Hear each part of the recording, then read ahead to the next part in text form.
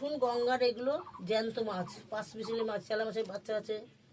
আর এগুলো হচ্ছে পিটুলে বেলে মাছের। এই তো এখনই রান্না হবে না। মাকে দিয়েছি এখানে আলু বেগুন লঙ্কা কেটে নিয়েছি, সাথে তেল দিয়ে দিয়েছি।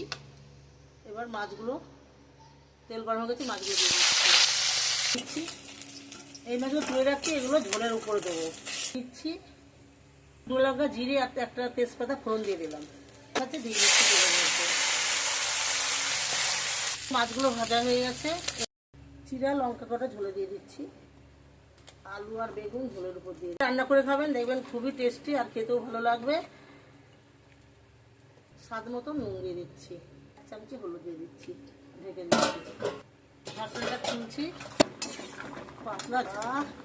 বন্ধুরা, আমার রান্না দেখে যদি ভালো লাগে আপনারা আমাকে সাবস্ক্রাইব আর লাইক করবেন এবং সবাই সাথে ঝোল এবার আমি ঢেলে দেব।